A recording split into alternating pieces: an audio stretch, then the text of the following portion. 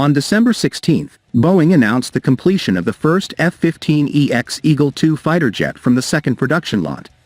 The aircraft, designated EX-09, has been moved from Boeing's final assembly line to the testing facility at St. Louis International Airport for trials and verification. To date, Boeing has delivered 8 F-15EX Eagle II aircraft as part of the first production lot. 6 of these jets are currently based at Eglin Air Force Base in Florida, where they are undergoing developmental testing, experimentation, and training operations. The remaining 2 aircraft, EX-07 and EX-08, have been delivered to the Oregon Air National Guard's 142nd Wing. This unit is the first operational formation to receive the F-15EX and transition to its use.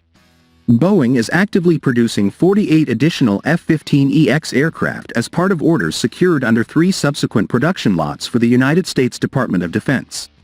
Concurrently, Boeing continues production of the F-15QA Ababil variant for other international customers.